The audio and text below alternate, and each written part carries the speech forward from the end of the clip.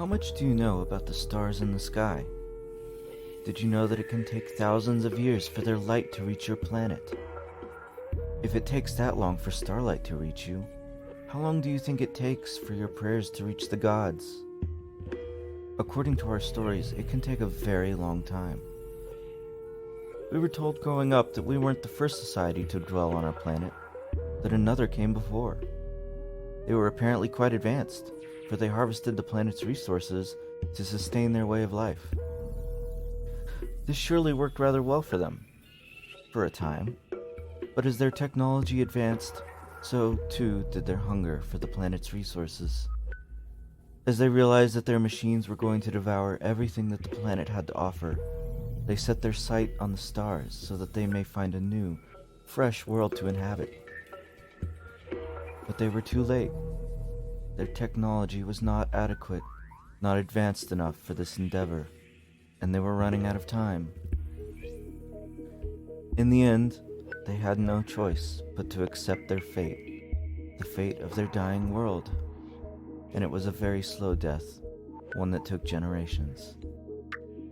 In their dying hours, the people cried out. They prayed for salvation, for a miracle, anything. They had hope and love in their hearts as they watched their world wither around them. They wanted their children to have a future. And then, the last remaining people died, followed by the last remaining animals and plants. The planet fell silent.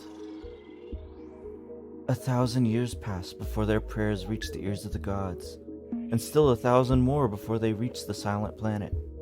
And there was nothing more. They were too late. Inspired by the love and hope of its long-dead people, the gods wanted to fulfill their dying wish.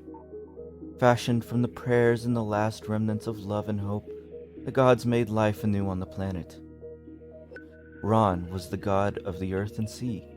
With his power, he fashioned the land from the tallest mountain to the deepest trench, and he filled the seas with glistening water once more.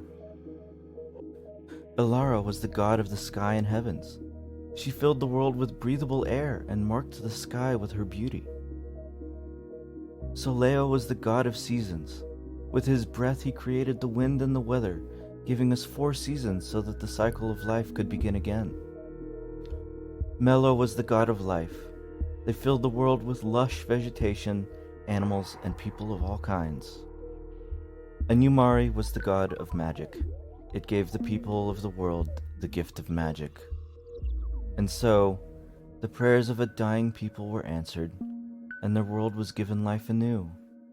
We must do well to take care of this world, for the sake of the one that came before, for the sake of the dying people who never had a future.